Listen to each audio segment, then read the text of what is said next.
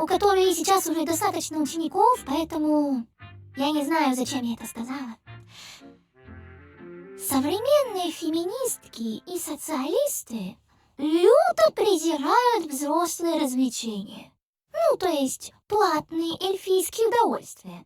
Вот просто есть какие-то специальные женщины, которым это просто нравится. Вот чтобы приходили, вот к ним туда свои фантазии сливали, зато вот другие будут в порядке. Это даже звучит...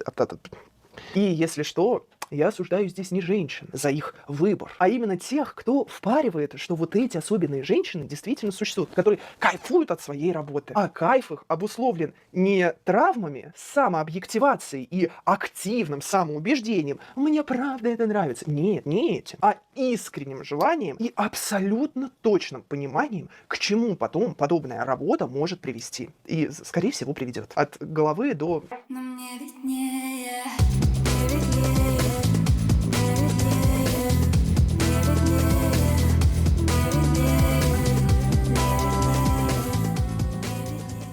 Потому что для них это унижение достоинства, в первую очередь женщины. Если заглянуть в Телеграм, там скажут, что в России зарплата женщин сильно ниже зарплаты мужчин. А если включить телевизор, там будут рассказывать, что дьявол ходит среди нас, и нужно спасаться в Сибири на дальневосточном гектаре от нашествия картошки ЛГБТ. И спасение это только родами. Вот рожаем, и картошка исходит. Я смотрю на это, кажется, что скоро аоды возрождать начнут. И место женщины снова будет где-то между кухней и панелью. Если кто не понял, мне это не нравится. Но вот взрослые развлечения, это я люблю. Да, они вредны для большинства и вызывают зависимость. Но компьютерные игры, сахар, кофе, хорошее аниме, ну поняли, все, что нас радует, все вызывает зависимость. Человеческий мозг вообще не эволюционировал с расчета на жизнь после 30 лет. Так что, когда испуганные своими возрастными изменениями обыватели начинают разводить моральную панику, становится ясно, что вот они-то и присытились ванилькой. Каждый раз, без исключения. После чего паникеры сливаются с борцами за социальную справедливость в общую лигу безопасного интернета. А ведь продажа своей телесности и манкости – это, помимо прочего, самый простой способ самоутверждения. Смотрите, какая я у мамы красивая, ну не прелесть, а? Я больше скажу. Без подтверждения своей желанности у многих, даже самых богатых и независимых девушек падает самооценка. И по-хорошему нужно поднимать ее саморазвитием, учебой, творчеством, участием в марксистских кружках, субботниками, волонтерством, гуманитарными свершениями, но пока попа крутится и лавеха мутится, дофамин поступает в первую очередь самой жертве патриархата, а уже потом остальным жертвам патриархата, которые ей донатят. К чему я это веду? Мы с подружками сходили на бурлеск. Знаете, вот те самые рекламы в Телеграме. Уютные концерты на теплых крышах Москвы, на которые иногда прилетают дроны. Вот туда мы ходили. Вообще я хотела в кабаре с кардебалетом. Но денег хватило только на бурлеск. Это был опыт, скажу я вам, опыт, experience. Атмосфера стояла наилитарнейшая.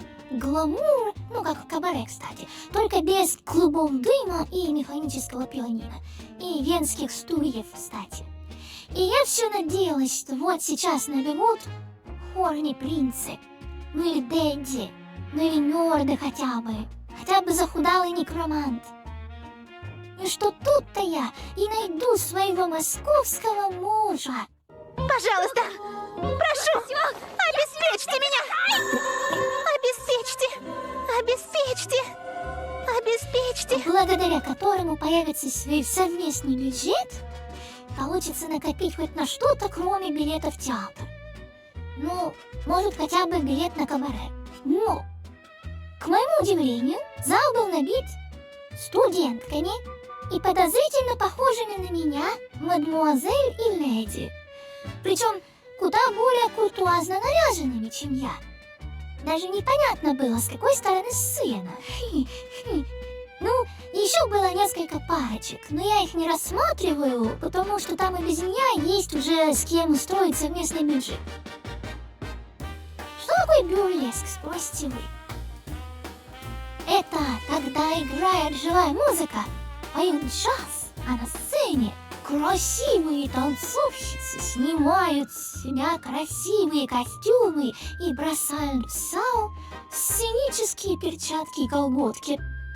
А когда бурлеск дива драматично расстается с очередным элементом одежды, зал наполняется девичьими визгами одобрения.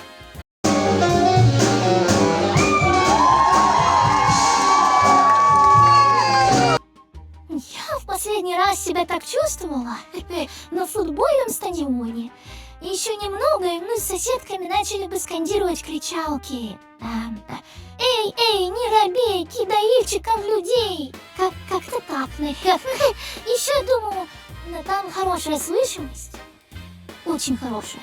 И я думаю, если так все хорошо слышно, то зачем покупать билеты на первый ряд?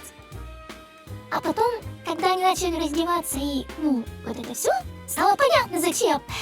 Причем билеты на первый ряд стоят очень дорого, а билеты на все остальные, я могу себе позволить. То есть, в общем, ночь прошла гламурно и странно. Хорошо, что я не пью, то бы тоже полезла танцевать, наверное. Правда, некоторые дивы там еще и джаз пели, это что-то совсем сложное. А вот танцы у них так себе, я бы могла лучше, наверное, если бы захотела. Наверное.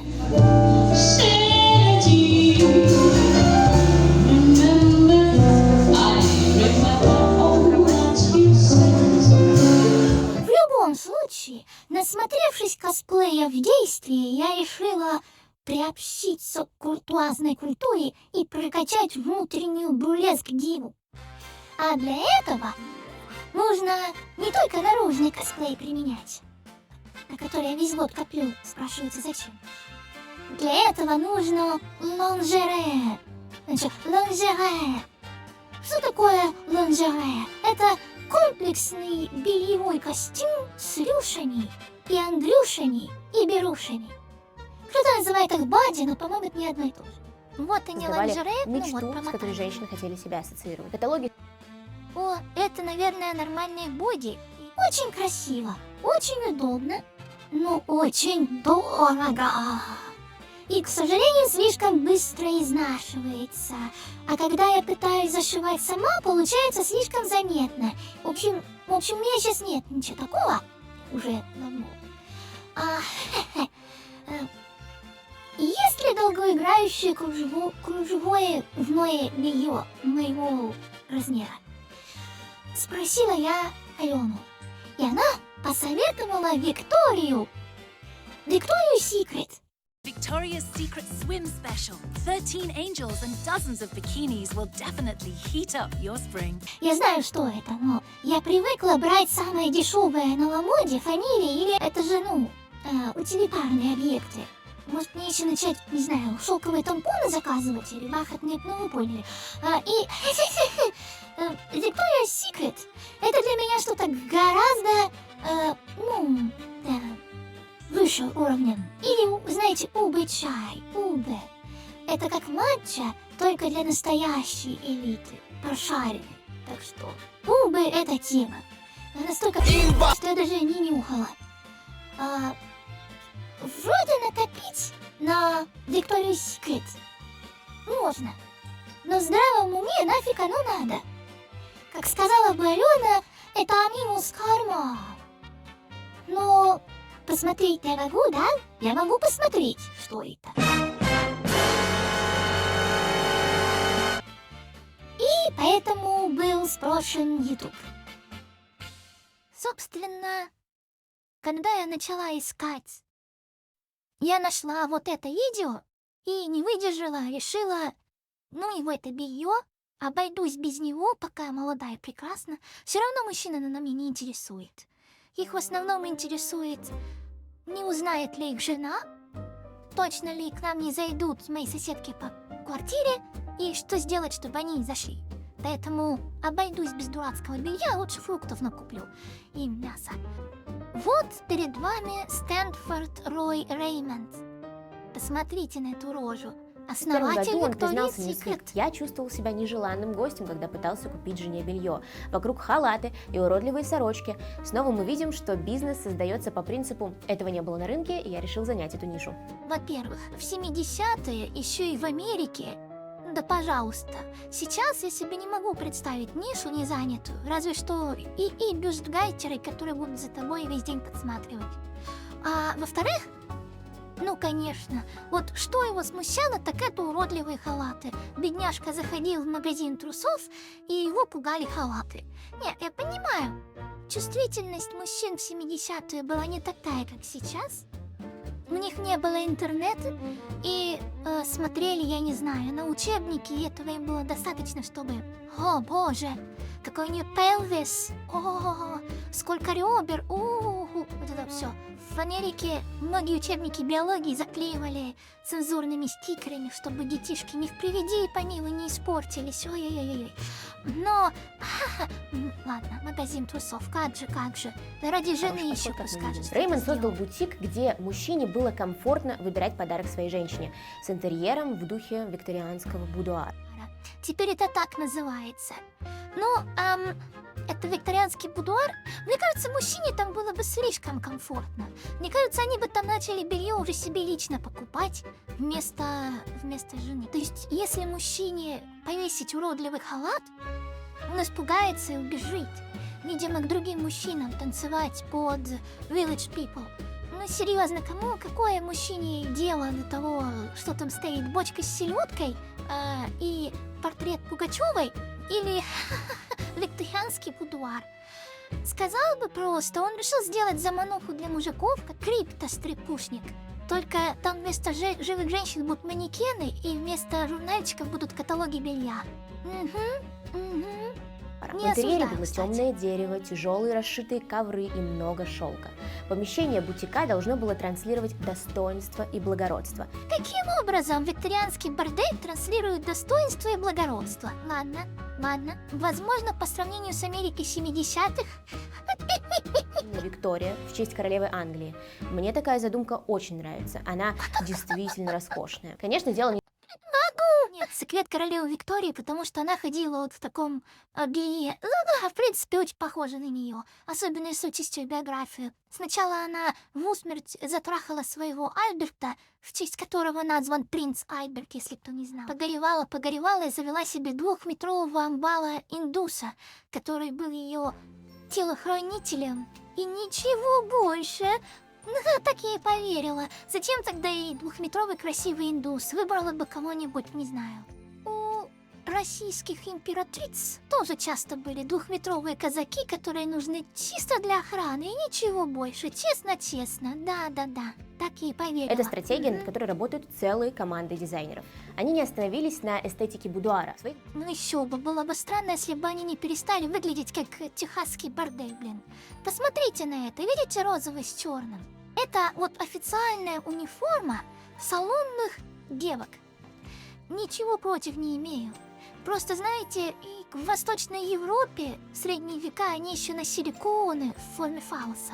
5 minutes later. И делали скидки по праздникам. Так вот, От это викторианских кстати интерьеров говорю. они перешли к стильным светлым пространствам, создавая атмосферу глянца, а затем добавили знаменитую розово-черную полоску. Я даже могу сказать, почему это произошло. Потому что туда начали ходить женщины. Потому что качество росло, конкурентов было мало, и они туда начали ходить. И, естественно, женщине не будет приятно ходить по борделю в окружении скуфов, которые присвистывают и смерят губы, глядя то на нее, то на манекен. И линейку Pink с более молодежным дизайном. К 2000-м интерьеры изменились в сторону шика нулевых. Это потому, что мужчин туда вообще ходить перестали. Потому что у 2000-х появилось достаточно благ индустрии взрослых развлечений, чтобы забыть как о страшном сне. О манекенах на рынке и этих всяких женских каталогах белья, потому что теперь можно было по-человечески удовлетворить себя, глядя на профессиональную продукцию, специально для этого созданную.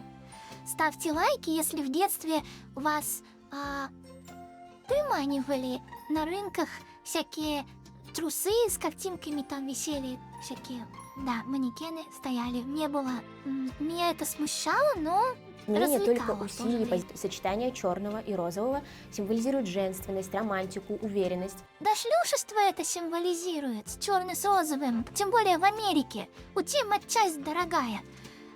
Почему я знаю про Америку больше, чем она? Ладно, я там даже не была ни разу.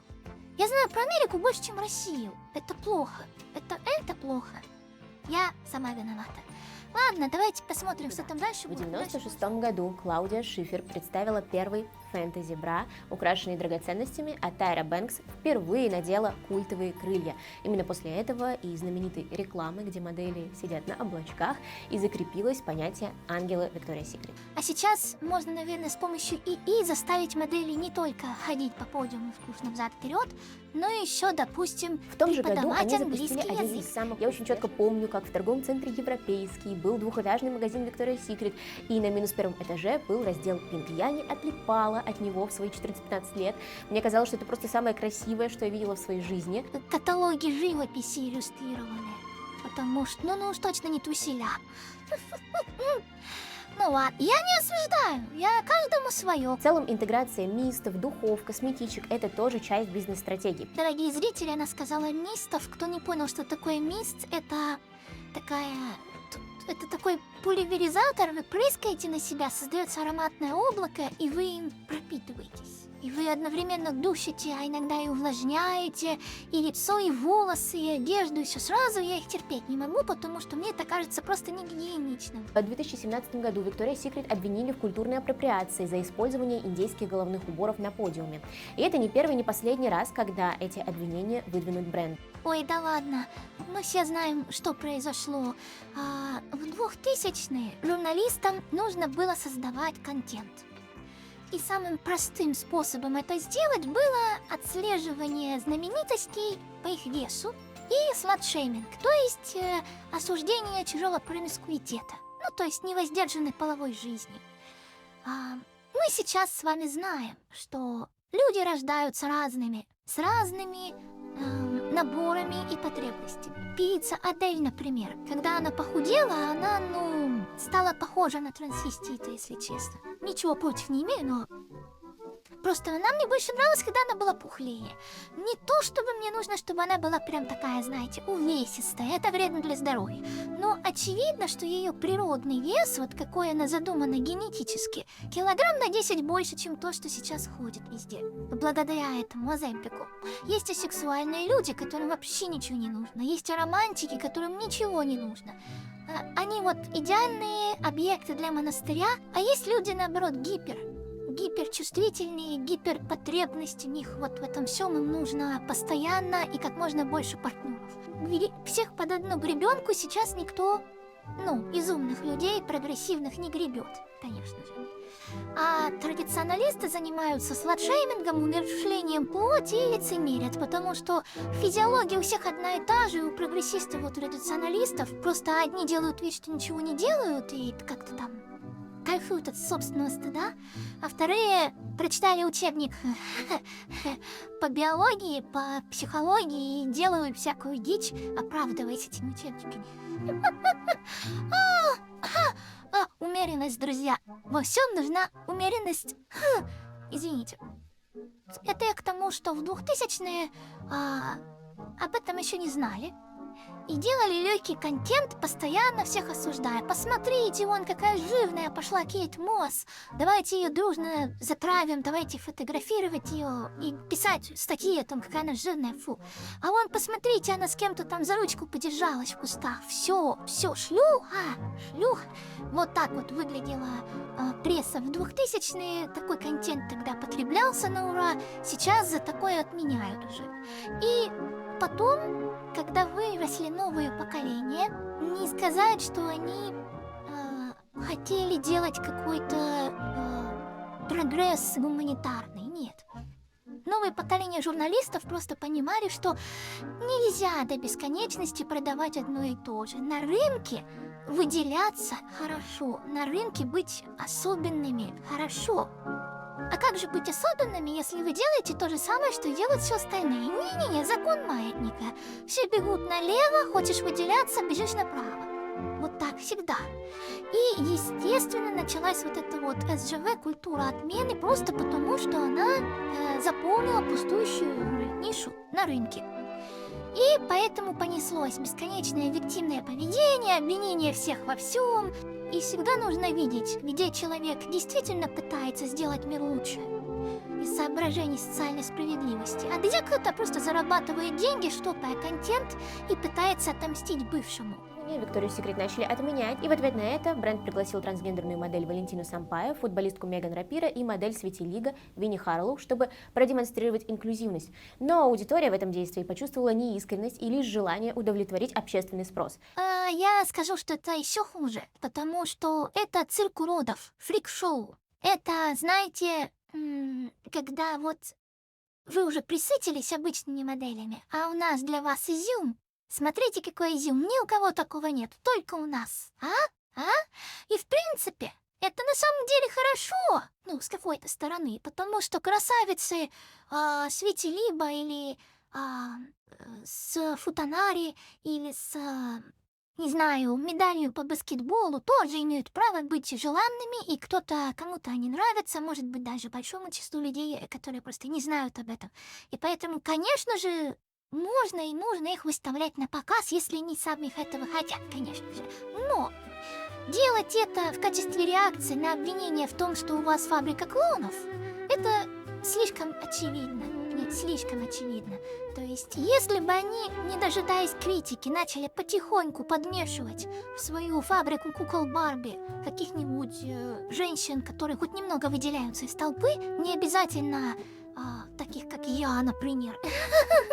Но это нужно делать по зову сердца, от большой любви к человечеству, а не когда вас начинают феминистки розово-подмышечные в интернетах критиковать. Поэтому это не изменило отношение к Виктории Секрет. Старая аудитория отдалилась, а новая не принесла прибыли. Попытки сыграть на теме бодипозитива также вызвали споры. То есть они вообще ушли окончательно от того, чем они были, и попытались мимикрировать под ею для нее. Это, знаете, рок против наркотиков, пчелы против меда, Макдональдс против ожирения, христианский банкинг, мусульманский банкинг, вот это вот все. Мы тоже феминисты, честно-честно, вы главное покупайте. И главное, не задешево, подороже покупайте. Мы их будем клепать, эти лифчики дорогущие, где-нибудь в Индии, там рабыня за миску риса нам их там будет шить по 100 штук в день. А мы вам их будем продавать за очень дорого. Вы, главное, держитесь там. Погоня за новыми Хорошего стандартами настроения. привела к тому, что бренд Victoria's Secret столкнулась с падением продаж и закрытием десятков магазинов, что подтолкнуло руководство к обновлению стратегии. Victoria's Secret столкнулась с падением продаж, потому что появилось очень много дешевых китайских конкурентов, которыми я сама пользовалась не раз. Если кто не в курсе, кружевное белье на самом деле очень удобное и щекочет в приятных местах. Но совершенно не носится. Оно прям вот разваливается через, определенное количество использований. Или становится настолько неприглядным, что это уже просто позорище какое-то. Так что зачем покупать дорогущую Victoria's Secret, когда можно купить Тяньхуанчжоу? Ну еще потому, что выросло поколение более осознанное. Мне кажется, я надумываю. Мне кажется, все не так. что-то, наверное... Может, они просто упустили Zeitgeist, может, молодые девушки не захотели носить мамкино белье. Понимаете, когда у твоей бабушки на антресоле каталог Victoria's Secret лежит, а мама говорит: «О, Victoria's Secret, да, помню, мы с твоим батьком так на медовом месяце зажигали в этом белье», то ты думаешь такая, что-то как-то фу, я лучше чуть другой поищу. Например, в 23 году на сайте Victoria's Secret было написано: «Мы начали этот праздничный сезон с возвращения нашего шоу». Открыла шоу 25 года беременная модель Жасмин Ту. Все было залито золотым светом, как будто бы Victoria's Secret транслировала нам символику рождения. Мне кажется, если ты уже беременна, то тебе уже не нужно роскошное кружевное белье, потому что свою миссию предыдущая партия уже выполнила. Или, ладно, шучу. Если вы можете легким движением руки надеть что-то и начать выглядеть красиво, и вас это радует, почему бы себя не порадовать? Все еще лучше, чем есть шоколад. Кажется, это хороший или ход, курица. потому что много лет назад бренд был замешан в скандале по поводу того, что запрещал матерям кормить детей в их бутиках. Теперь же мы видим, что они поддерживают образ материнства. Да? Что это? Я себе не представляю. Вот стоит торговый центр, и по нему идет женщина с грудным ребенком. Она ищет глазами, где же ее крыться, чтобы покормить ребенка, то что она орет. И она заходит с грудным ребенком в этот Victoria's Secret, там, где кружевное белье дорогое.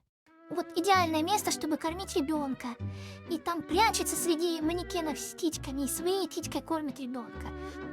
А потом приходит менеджер Клара и говорит: «У нас тут нельзя кормить грудью. У нас только взрослые мужчины должны к ней принуться. А вы вот уходите, кыш». И у нас нет пеленальной комнаты в заведении, и туалета тоже, это вон там вот вниз на этаже. Я не понимаю, в чем скандал, я не понимаю женщину, которая туда приперлась, потому что я бы туда точно не пошла, я бы туда и без годовалого ребенка бы. Годовалого, ладно, его еще можно кормить грудью. Без 3-месячного ребенка я бы туда тоже не пошла, и с ребенком бы тем более туда не пошла. Что бы, какой скандал, вы издеваетесь. И сразу же появились Ладно, давайте классические дальше. образы с крыльями, и долгое время на подиум выходили красивые, стройные, блондинистые девушки. Кстати, что касается музыки, на фоне мы снова слышим этнические восточные мотивы. Этнические восточные мотивы. Все понятно. Понятно, для кого это сделано. Дубай. То есть они поняли, что Victoria's Secret нужна в первую очередь дубайщицам. Вот выглядит так типичная дубайщица, не правда ли? Я считаю, что да, и ничего против не имею. Так, чуть-чуть, может быть, из зависти. Но понятно теперь, на кого они рассчитывают. Они могут сократить производство, сделать белье дорогим, элитарным и продавать сразу арабским шейхам контейнерами. Они там на своих этих Оксан и Снежан будут надевать вот эти вот штуки дорогущие, вместе с крыльями причем. И так вот они там по Дубаям и будут у них ходить. Все понятно и четко. Нашли Долгое новую время на нишу в подиум 25 выходили, году. как на подиум выходит кей-поп-группа Twice. Вот мне интересно, сейчас вы видели у кей-поп группы Twice, что девушка, она что, просто в лифчике? А так можно по улице ходить? Потому что я бы летом была бы не против на самом деле. Спортивные лифчики можно носить, но они жаркие, но не все.